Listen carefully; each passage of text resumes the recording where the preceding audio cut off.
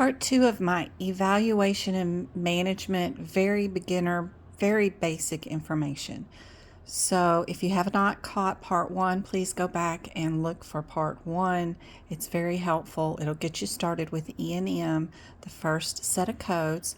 For right now, we're going to talk about still our 99203 or 202 all the way through 99215.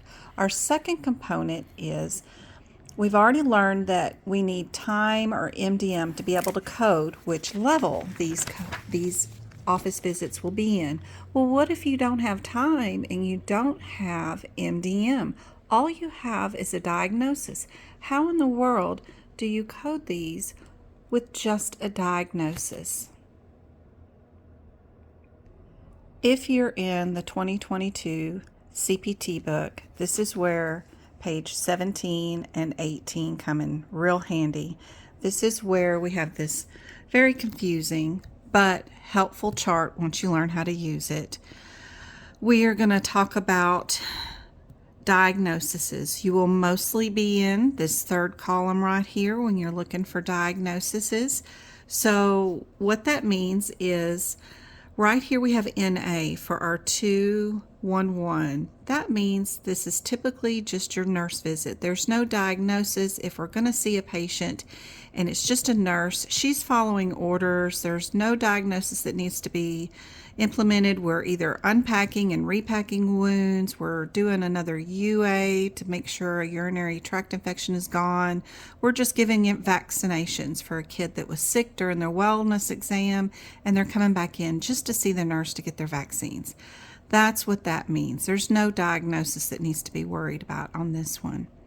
Now, if we're going to code a 202 for new patient or established a 202, then that means that they have a self-limiting minor little issue.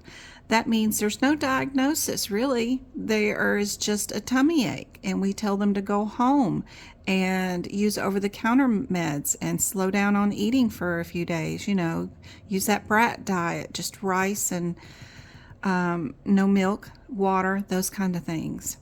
There's no diagnosis here, nothing that is going to be an issue, and we're not writing prescriptions. We're just giving them advice to go home and rest. If we're going to be doing our 03 and 13, we've got several options here. We either have two self-limiting minor problems, like they have a tummy ache and a runny nose.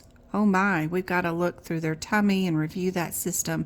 And then we also have to check their respiratory system. So we might have that going on. We still may send them home with no care, but we've got two areas we need to look at. If they have one stable chronic illness, we're no longer talking about the self-limiting issues.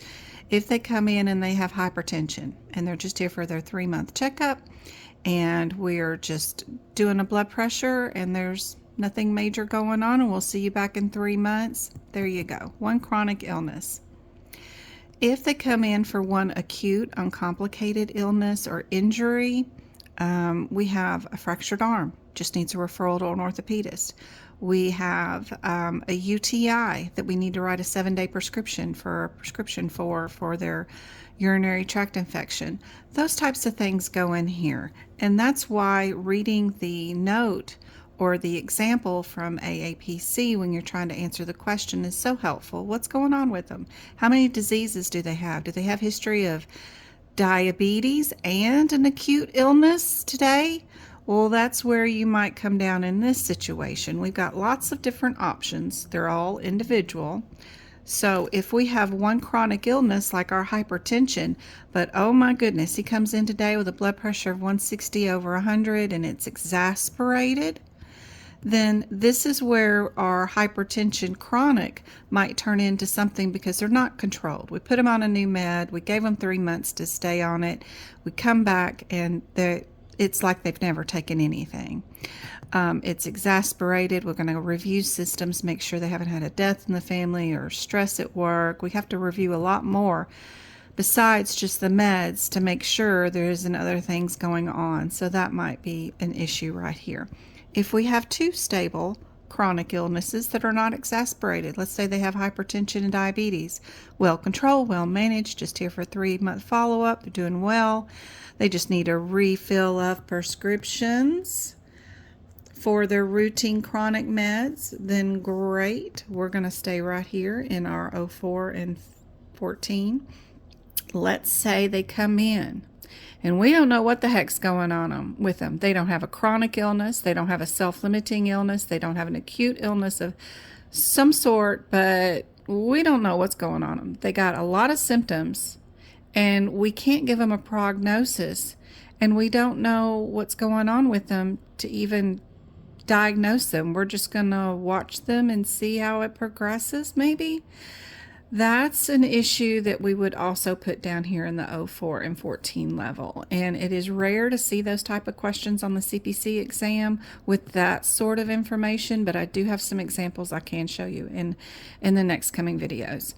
One, acute illness symptomatic systems, that it's an acute illness and a flare-up of a chronic illness like thyroiditis. We have a chronic illness that is exasperated and turned into an acute flare-up. They both have acute and chronic. We might have something like that going on. An acute complicated injury that could be more severe than normal.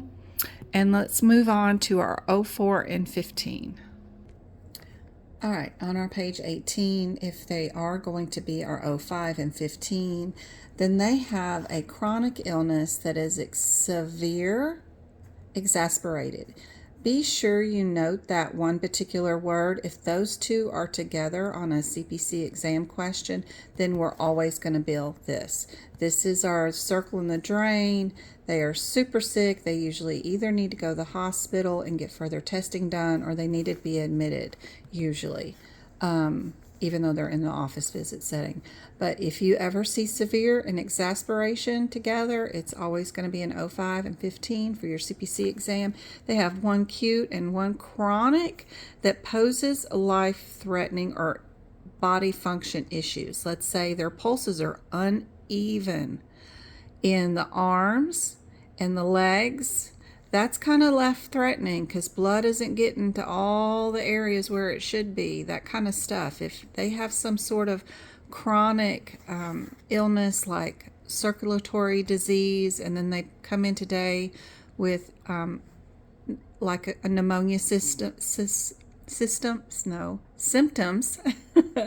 and they also have COPD, which is a circulatory respiratory chronic illness, but then they also do their pulses and their notice other symptoms are life-threatening, we're going to be in this area. So let's do some example practice questions just based off diagnosis alone. So here's our first one.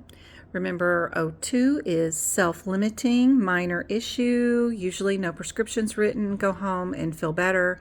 This one could be an acute illness. We write a 7-day prescription, that kind of thing. This would be maybe a brand new chronic illness where we write a 30-day prescription for the rest of your life kind of thing. Circle in the drain needs to go get admitted to the hospital or have some intervention from a physician, or they're going to die pretty soon. So right here, all we see is pain with urination, and they were diagnosed with a UTI. So go back to our 17 chart.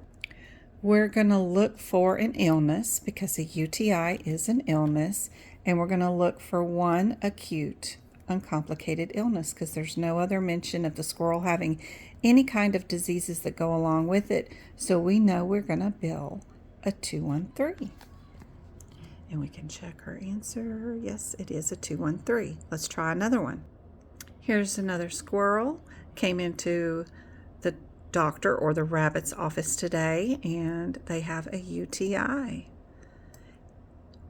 Anything else mentioned here that makes you think that we might elevate this level from a 203? That one little mention that the squirrel also has diabetes means that we have one chronic and then one acute. So let's go to our chart, and we're going to find one that says they have This says or. Remember, or.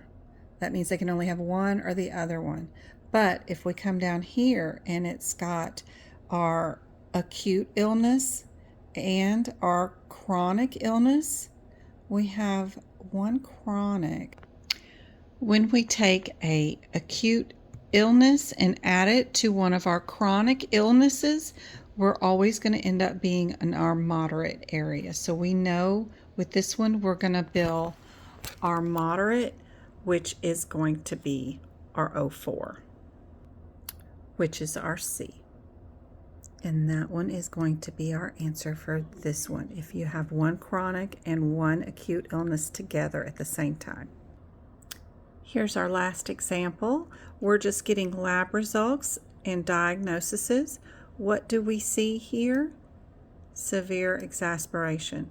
You see those words together, you know automatically for the CPC exam, always you are going to pick your O5. Or your 1-5, either one, whichever one. Sorry about the glare. But I hope this is helpful. Next video we'll do this column and tell you what this means. If you don't have a diagnosis and you only have review of systems, how do you code your level? All right, I hope this is helpful. I will see you guys later on, probably on a YouTube live for this weekend. And don't forget, Monday, Wednesday, Fridays, I do free 2-hour TikTok lives with Q&A, and we do practice questions. I hope this all is helpful.